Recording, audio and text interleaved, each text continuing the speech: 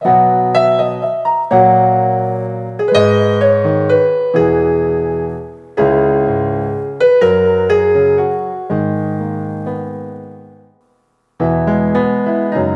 babulami na etelo bwayo ya esantu pe olakisa lolenge ya kosanjolaka ntango nyonso kombo na Yesu mokonzi. Soki mosi anetolaka masiya na elilingi pe na lolenge ya nyoka ya ebende kuna na esobe ekomi ntango ya kosanjola masiya na polele pe kotanga kombo na Yesu oyo ezali kola bakombo nyonso. Nzambe andima kokabola bokonzi bwa ye na biso baye tozalaki na se ya bowumbu ya Satan pe akomisa biso basantu na ntina kokokana na ye mosantu azali. Kombo bipa etangamaka bikomba bazwaka bana. Haleluya. Kombo elongola biso na bowumbu ya Satana. Kombo na Yesu. Kombo yo epesamela mokili na ntina ete lobiko etangama na mokili epai ya bato. Yesu Masiya, tika na sanjola kombo na yo. Kombo epesamela mokili na ntina ete lobiko etangama na mokili epai wapi butu ankolela pe mikakatano ekomama na mitema ya bato. Kombo elatisa mokili lamba ya sika oyo moto moko te akoki kolongola yango. Kombo oyo ekamuna misala ya Satana lokola mosali mafuta akamunaka mbila mpona kobimisa mafuta. Kombo oyo ememaka bomoi epai kufa elobama. Kombo oyo ememaka lobiko epai bokono eumela ntango molai. Kombo oyo epesaka biyano epai wapi mituna esukisa maelemi ya bato ose. Kombo oyo ebikisaka bokono oyo esukisa maele ya minganga. Kombo ebimisa maele ya bato liboma na ntina kotalisa ete moboko ya boyebi eza nde yo Yesu Kristo ya Nazareti. Kombo etanisaka tongo na mitema ya baye baumela na butu ya mikakatano. Kombo emema lipamboli epai wapi mobondo elobama. Haleluya. Kombo etiaka makele makasi na matoi ya baye bateka bomoi na ntina ya mbongo pe na ntina bisengo ya mokili. Kombo na Yesu Kristo. Kombo basantu akala basakola. Kombo oyo eningisa pe etengamisa lifelo mpona libela. Kombo esopaka ngolu ya Nzambe Tata likolo na bato. Kombo oyo elongisaka bayenge bene na bitumba ya molili pe ememaka pole mpona kongengisa banzela ya babulami. Kombo oyo ebimisaka na libulu ya mikakatano pe ya kolela. Kombo ekausaka pinzoli na miso ya baye bazolela. Kombo ezongisaka na bomoi oyo si ekufa pe si ekauka. Kombo ezongisaka na bomoi ata oyo si ekundama.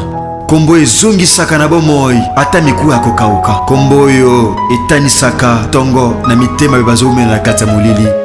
Kombo ezali kona bakombo nyonso. Kombo etangamaka ntango nyonso solo. Kombo ekomaka elonga na mitema ya babulami.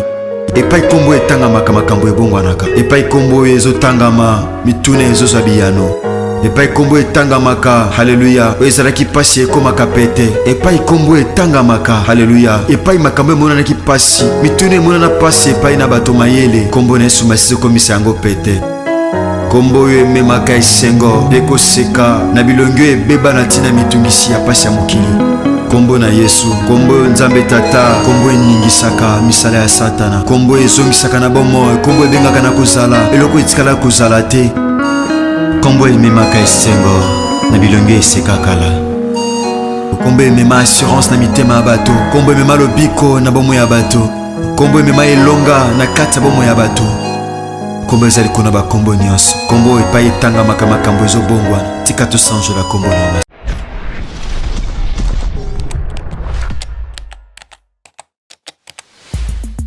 Abonnez-vous massivement et surtout n'oubliez pas de décrocher la cloche de notification pour ne rater aucun de nos programmes. RK Pro TV.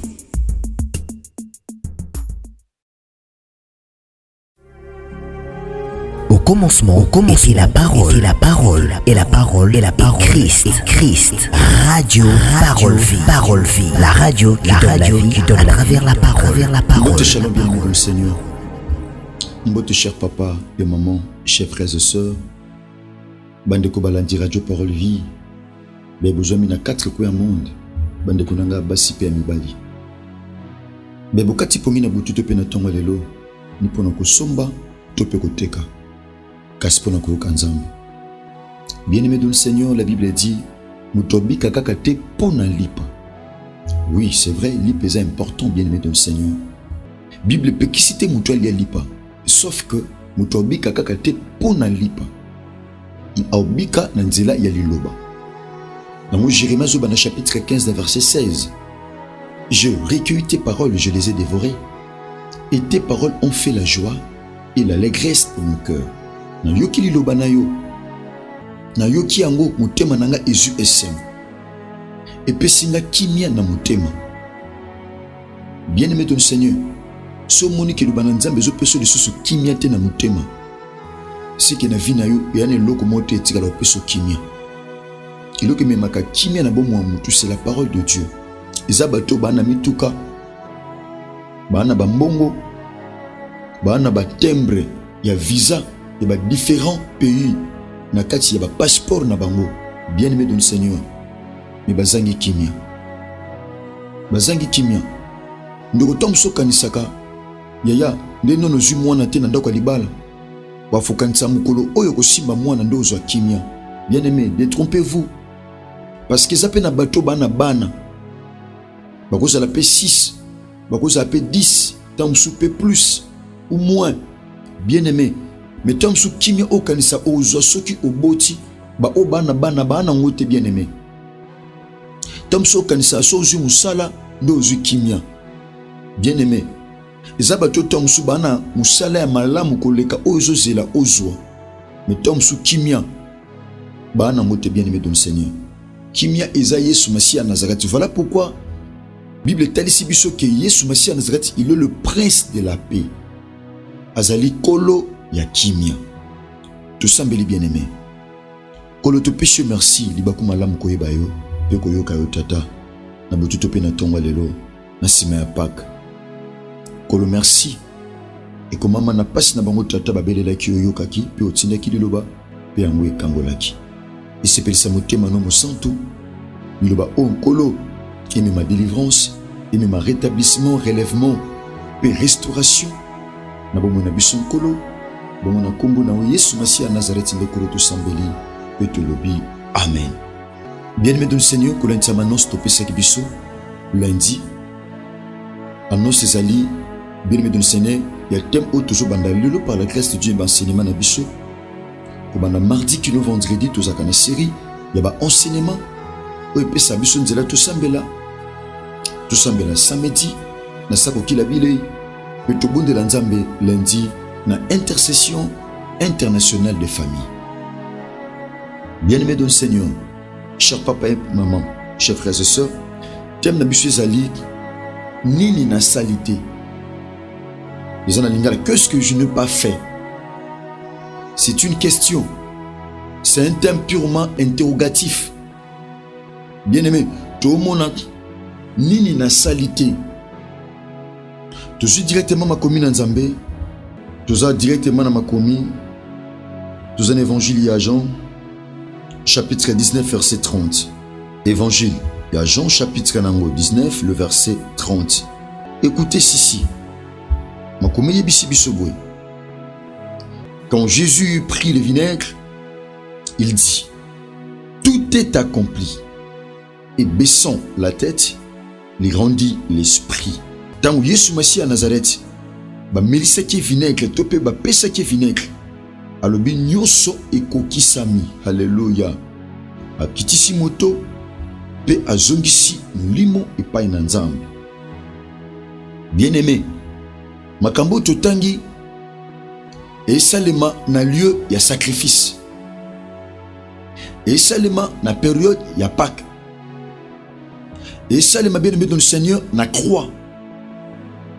Bien-aimé, l'œuvre de lieu à croix, ils allaient lieu, il y a condamnation, il y a ennemi Satan. La Bible dit: maudit soit celui qui est pendu au bois. Bien-aimé dans le Seigneur, Kobaka Manikulusu, ils allaient qui signe, il y a malédiction. So bâti mutuna croix et étale sa malédiction. Pourquoi? Parce que Zaki, yaya, et tout et bande ko pesa mela ba malfaiteur. Ba coupable, ba criminel, ba mécréant, ba voleur, toutes sortes ya batumabek. Bien-aimé, na époque wana, finalité na bango za qui croit. Bien-aimé, ezaki croix, ezaki lokola etumbu jugement bien aimé, etumbu oyo babandaki kozwa awa Christ est azaki innocent, asepelaki azwa esika ba coupable bien aimé donc Seigneur. Pona mon frère ma soeur akokisa nyonso oyo ekomama na kati ya makomi. Bien aimé tonto lobi tout est accompli. Christ azolo bango na croix. Yambo tout définir yango. Bien aimé donc Seigneur. Christ asali musala na croix. Bien aimé, la Bible dit la croix représente les sacrifices ultimes, les sacrifices derniers et les sacrifices final. La croix, c'est les sacrifices parfaits que Dieu le Père a validés. Alléluia. La croix, c'est les sacrifices parfaits que Dieu le Père a validés. Misale kulusu ya Yesu Masiya Nazareth ezali sacrifice oyo ekoka o Nzambe Tata andima. O Nzambe Tata andima, pourquoi? En raison de péché de l'humanité. Natina ya masumu ya mokili mobimba. Et par la mort de Jésus-Christ de Nazareth, il a dû payer le prix de la désobéissance humaine. Par sa mort, il a dû payer le prix de la désobéissance humaine. Christ a fouti talo ya kozanga botosi na bomoto. Tobinenge Adam na Ève ba désobéissaki totalement. Na opesa meleki bango lokola ba principe. Lokola mibeko. Bongo désobéissance wana, bien aimé dans le Seigneur, et entraînaki makambo mabe. Il a fallu Christ a payé prix na croix en versant son sang, bien aimé dans le Seigneur, pour nous sauver. Bien aimé, la croix a permis de rétablir la relation entre Dieu et l'humanité. La relation qui a été rompue. La croix a permis de rétablir la relation rompue entre Dieu et l'humanité. Bien aimé dans le Seigneur, relation oyo et baby samaki. Corinthiens épître, Romains chapitre 5 verset 10. Relation et baby samaki nanzele a péché. Relation et baby samaki, bien aimé dans le Seigneur, au noyau, aux bases nango, au fondement nango, bien aimé dans le Seigneur. Ezali soum. Bongo Christ bien aimé dans le Seigneur. A sepelaki na bonzambe na ye a futa nyonso wana. Bien aimé, peut a rétablir relation ya malamu entre biso batu na nzambe na bomoy. Bien aimé, la croix de Jésus garantit la promesse de la vie éternelle. Christ étant amataki na croix, c'était tout simplement pour garantir la promesse de la vie éternelle. Ezaki pona a garantir. Pona pe sabiso garantie. Lorsqu'on parle de la garantie, on voit l'assurance. Nous sommes garantis, nous sommes assurés. Toza garanti, bien aimé dans le Seigneur. Toza assuré par ton yamisala au Christ a réalisé, topé a accompli ça na croix. Oh, Christ a accompli ça na croix. Nous sommes assurés, bien aimé dans le Seigneur. Assurance, il y a promesse, il y a vie éternelle. Épître à Romains, chapitre 8, le verset 10. Bien aimé, la croix libère de la condamnation. Et Kouloussou, croix, ezako libérer biso na condamnation, il y a ennemi. Na condamnation à Satan. Na condamnation à Monguna. Na condamnation, elle nous accorde une liberté totale, une liberté parfaite. Et Koulou se peut s'abisso liberté parfaite. Et Koulou se peut s'abisso liberté totale. Toki su te ko bikanasi a mignololo. Toki su te ko bikanasi a condamnation. L'œuvre de la croix, bien aimée dans le Seigneur, nous a libérés de la condamnation. La condamnation du péché, la condamnation des maladies. Parce que maladie, sous sa maladie, c'est le péché. Surtout dans l'évangile à Marc chapitre 2, Christ a na Capernaum. Batu ba prendre que Christ a na Capernaum azaki na ndako moko songolo. Bandeko moko 4, bazunde ko na bonga zaki malade. Ba memie na mbetu. Ba yene pa Yesu Masiya Nazareth. Tant ba komi na porte moi ko kote zakite. Pourquoi? Parce que foule les zaki munene. Batubatonda qui tellement ébélé. Bien-aimé dans le Seigneur. La Bible dit qu'il faut découvrir toi tu yandako. Ba mati na malade na bango. Pendant que ba mati ba découvrir tol, ba longoli tol, ba zwindeko na bango, ba boaki na makolo Christ. Christ pendant que zoteya, ataka ba boaki mutu na makolo na ye. Christ atali batu ba boaki ndeko. Atali mutu o ba boaki.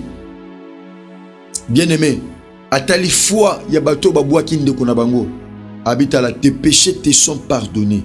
Yesu Messia n'a pas été que tu es guéri. Abino ete masumu na yo elimbisami.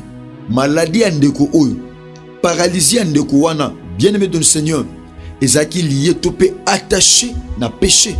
Tant que Christ a péché bo limbisa masumu, de pesaki nzela na ndeko wana asila kozwa bo limbisi donc là.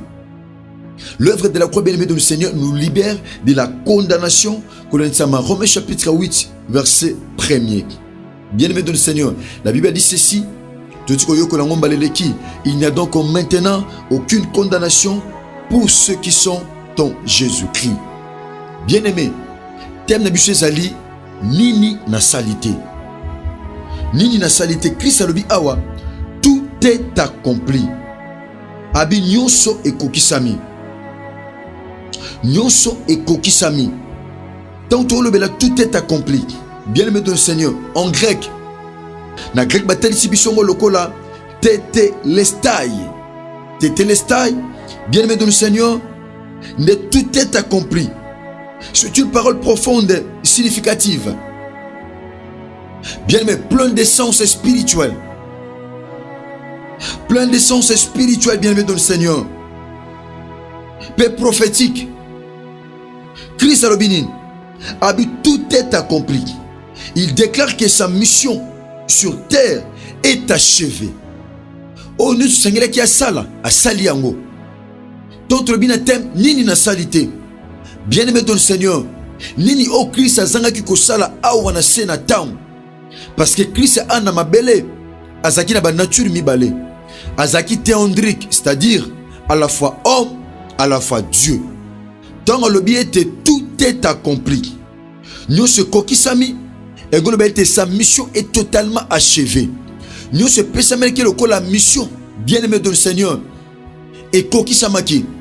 Nenge le bama na livre à Luc, bien-aimé dans le Seigneur. À le biboye, l'esprit du Seigneur est sur moi parce qu'il m'a oint pour annoncer la bonne nouvelle. Atalisa qui plan naye, atalisa qui mission naye.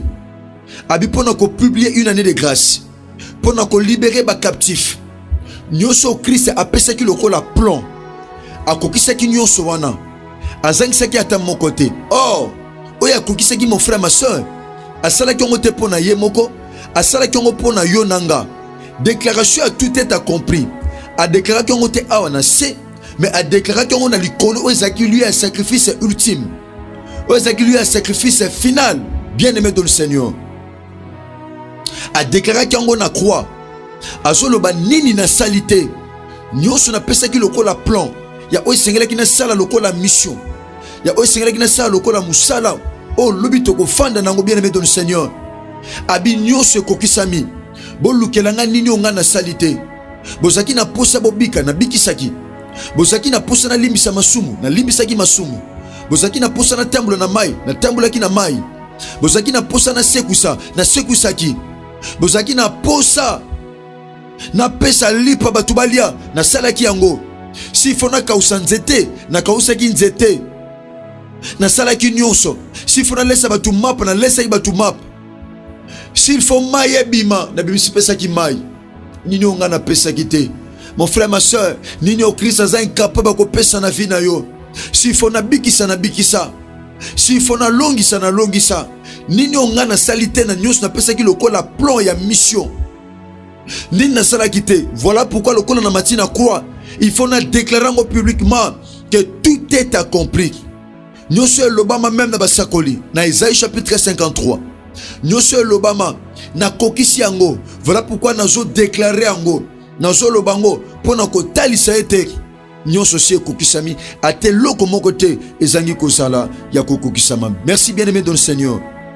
Chers frères et sœurs, Cher papa et maman, babozo sala elika epai na Yesu Masiya Nazareth nzambe malamu pe bolingo nzambe ya solo pe abomo etika bolingo ngolo pe bolamu ya Christ ebila bino na mawa ya bonzambe na ye. Merci bandeko nanga basi pe mobali ezaki ndeko na bino frère na bino leki tope mwana tope pasteur pona ba misusu héritier Bishamu Herbi mona tata nanga le révérend évangéliste Jean-Paul Mayata pasteur de la foi. Merci bien aimé.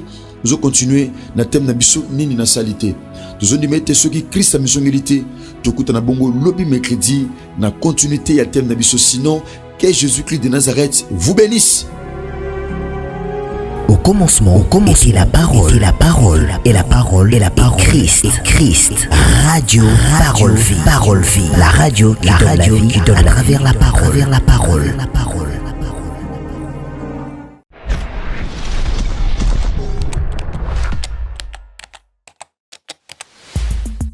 Abonnez-vous massivement et surtout n'oubliez pas de décrocher la cloche de notification pour ne rater aucun de nos programmes. RK Pro TV.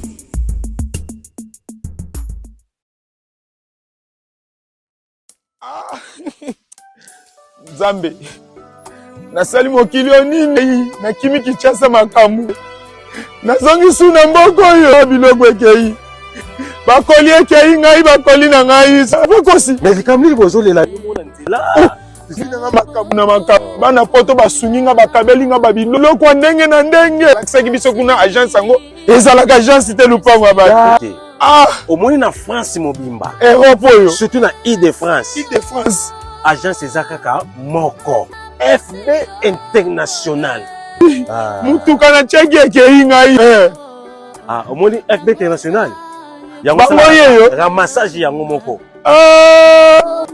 omoni FB International yango FB International ezakaka na Congo Kinshasa kaka te sikoyo ebakisi pe ba voyage ya Angola. Lelo pe bato bazotia même express awa na France bato bazwi na Angola. Ebongo pona biso to pe ba nyonso basape na mbongo. Na FB International transfert ya mbongo pe sala maka. Ce côté na 12h30, 12h31 mutazui.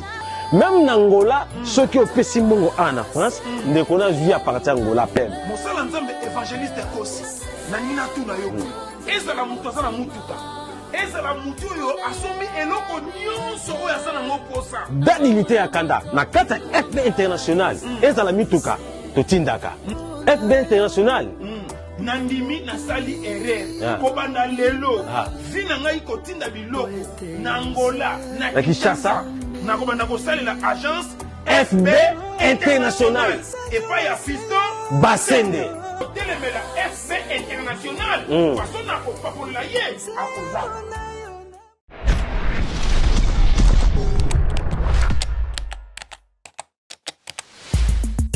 Abonnez-vous massivement et surtout n'oubliez pas de décrocher la cloche de notification pour ne rater aucun de nos programmes. RK Pro TV.